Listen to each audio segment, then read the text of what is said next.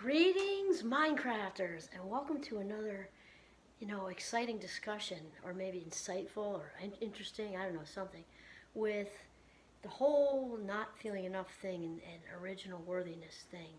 And first of all, I'd like you all to notice our daughter got, my birthday was yesterday, and one of them got me this fabulous tripod, so no more shaking. So that's like the gift. Obviously, I don't think I'll bring it in the woods, but it's like the gift that keeps on giving. It benefits everybody. Isn't that cool? So, yes, so my name is Kimberly Quinn, and I am so beyond thrilled to do these videos. And today, what I want to talk about is confirmation bias, which is a well known thing in the field of cognitive psychology, which is what my doctorate's in. So, this is kind of like the neuropsych behind why we don't feel enough and why it's hard to turn that around. And it has to do with some very basic brain stuff. And so even if, and honestly, I could literally have a conversation or constant conversations about the brain and neurons, which are the nerve cells in the brain, and I'd have one bored second. But even if that isn't, if that isn't true for you, it really benefits all of us to have a sort of like a general basic idea of how the brain works in certain ways. So in past videos, it was good to have an idea of the limbic system, because that having the knowledge of how the limbic system works really makes it much easier to manage anxiety. So today we're going to talk about a different thing, which is bias. We've all got different biases, all different types of bias, and the thing is, bias is unconscious. So typically we say implicit in the field of cognitive psychology. It's just a synonymous, or I guess a sexier word for saying, unconscious, or non-declarative is another one. So bias is, for the most part, at least, has its roots in unconscious or implicit, places. And so it's very important to know that. So confirmation bias is involved with lots of things that we may not be aware of. So prejudice, for one, okay, because prejudice for one. Also, when we, we could have a gazillion examples of this. When we choose political candidates, also political views on all sorts of things. The conservatives are certainly doing this. The liberals, we all do this to a degree because it's unconscious. So it also rolls right into how we feel about ourselves, what our self-image is, how we perceive ourselves. So we're perceiving ourselves of all the different ways to not feel enough, not smart enough, not wealthy enough, not successful enough, not straight enough, gay enough, social enough, outgoing enough, whatever enough. And confirmation bias is basically this. We are wired to seek out what we already believe to be true. So it's part of what I was just talking about in the woods earlier. This is what we do automatically, which is why it's really important to be aware of how the brain works so that we can get the jump on it. Because remember, we talked about the brain being lazy. Doesn't mean you're lazy. I have a crazy work ethic. I'm not lazy. Are our brains all lazy? Yes. And they want what's comfortable and what's familiar. And we talked about, going down. That was a snow path there, very easy. But usually I just describe to my Mindcrafters, your brain wants to go down the path that's like a putting green, easy, the one that you could walk on with flip-flops or even bare feet, what it's used to. And so if you've got a lot of negative talk, like self-deprecating talk, also the what if thinking, what if I don't amount to anything? What if I get out of college and I don't like my job? What if I get out of college and I have a job and I wanted to be this and now I don't like it anymore? Am I stuck for my whole life? And what if I do get a job and it's not enough money and I can't support myself? For the season crew, what if I lose my job? What if the Rona just continues to destroy things and I don't have enough money to retire? What if I haven't even started to save for retirement? What if? Whenever we allow, and the word is allow, whenever we allow that to happen, the litany of self-deprecating thoughts to happen, the brain is like, yay, I found it. It's kind of like giving little Giovanni, he's actually right next to me, but I don't know how to move the camera over there. It's like giving a dog a biscuit, or better yet, a prime rib bone for finding. So the brain wants to find what it is it thinks you're looking for.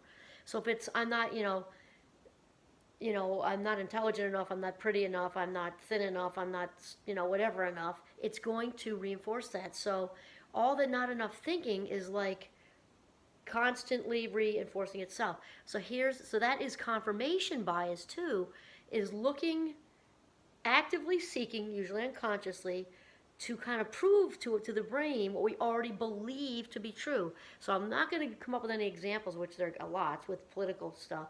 We are often just honing in on what we already believe to be true, which is why we tend to hang with people who think the same way as we do. Now, the part that many people forget when they're teaching about confirmation bias, at least when I hear out in the world and I hear students talking about it, so it's the part where we automatically seek out what we already believe to be true, first part. The second part, though, is often left out. Because in addition to seeking out what we already believe to be true, we also simultaneously ignore evidence, information that is opposing to what we believe. So this adds a whole nother dimension. It's also why the political thing often just stays in a spin, because we're ignoring true stuff, whichever way we're going with it, because we just don't want to hear. It's like we have blockers on, and it's unconscious usually. So we just don't want to hear that. Or if it's opinions on, whatever going on in the world, it could be family opinions with who agrees with what in the family. So we're hearing what we want to hear is what I'm basically saying. We ignore and don't incorporate what doesn't fit with our belief system. So now when we're talking about being enough, we're not smart enough, thin enough, social enough, outgoing enough, successful enough, whatever. We also, while we're feeding that confirmation, even though it's negative, we're, reinforcing it, we're also not taking in opposite information like compliments. So if somebody says, wow, you're looking fabulous in that new dress, or that you're looking fabulous in your new outfit, or wow, you're just looking good, you look so healthy, or wow, wow, did you come up with that? You really solved that problem fast. Whoa, wow, wow, oh my gosh, look at the creative energy that went into this. I'm not sure I would have thought of that. Why, boy, did you shine a light on this new way to do things. We often can hear it, maybe because we can repeat it back. We often don't even hear it, actually. It depends on how much of a wall you've got up. But often we can hear it because we can repeat it back, but we don't sit with it and actually hear it to kind of shift out of our feelings of not being enough into feelings of being enough. And it's not like it's like here, okay, I don't feel enough. I'm not intelligent enough, smart enough, successful enough, whatever, however you don't measure up in your mind, to completely filled up, okay? And there is the whole middle. So in order to get here, we've got to start to take in the good stuff, or the brain doesn't know what to do. So when somebody gives you a compliment, even if it's something like super small, to really in with the good and feel what it feels like to have your value mirrored by someone, regardless of your age or your income or your family or whatever, to really they don't need to know you're doing it. But in order to attract more goodness, more positivity to come in, the neurons need to know what to do. So really, this is huge if you were trying to shift out of a habit, because that's what it is, it's a habit, of self-deprecation, what-if thinking, catastrophizing. That's the crew who sort of plans the worst-case scenario for whatever's going to happen, because then they figure they're like shortstop, and they'll be ready for whatever happens. And then realize that life minutes are, of course, circling the drain, never to come back again. So very, very important to sit with the good things people say, really, and hang on to it. Because remember, habits are not made or broken, they shift. So because there's already a pattern there. Remember the cut grass or putting green path, what's easy for the brain. So we have to kind of, in order to shift out of this, we have to, just like a 2-year-old toddler, brain's so much like a toddler, we have to redirect that sort of constantly. And a large part of that is not only, we talked about or positive affirmations in the last one, write little uplifting things all over your house, put it, in the bathroom, on your mirror and all that. And there's a bunch of things here. We're kind of building this little mini series we're doing right now. We also need to not ignore the other part of confirmation bias, information that is contrary to what we believe about ourselves. That might be enormously difficult for someone when they're just getting started, because remember, the brain likes the patterns, and it's like, doesn't fit, does not compute. What do you mean I just did whatever well? What do you mean I just did well at work, or I got an A or a B on a test? What do you mean I look fantastic? What do you think? What do you mean I look healthy? What do you mean I'm doing great with my running routine lately? What do you mean? It does not compute because I'm used to all this negative. So we have to really, in order to retrain the brain to want, and this way, this is how we attract more positivity to us. Not only authentic compliments, but this also gets the brain used to associating goodness with you, associating goodness with you. So we have to reinforce, just like we would a toddler, for their good behavior. So combining taking in the good from other people, really sitting with it, and then affirming to ourselves back, no matter how difficult it is. Remember, we said there's simple and then there's easy. Is it that simple? Yes. Is it that easy? No. And the longer you've been sort of running this, feedback loop, negative feedback loop of internal dialogue through your head, the longer it's going to take. But that's okay, because just like learning anything else that's new and shifting into something new, leaning into a better habit, it's also less maintenance as you go along. Like when you're learning how to play the violin and guitar or something, fingers get all callousy. It's not the same amount of effort the first week as in week 32. Week 32, you're probably jamming on some Jimmy Buffett or something. And it gets a little easier. Same thing with the self-love. Once we realize what's going on with the confirmation bias. In addition to the confirmation bias, there's some more cog-psych stuff thrown at you. There's something called priming, which is just like in commercials.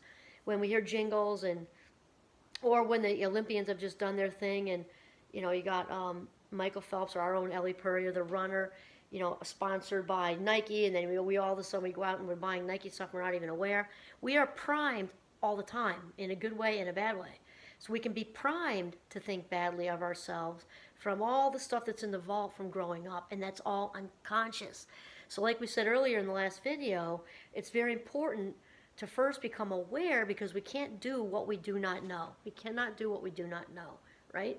And be aware of priming. And then lastly, it's important to have all of this, because in order to stop that cycle, we need to stop priming other people, because we teach people how to treat us.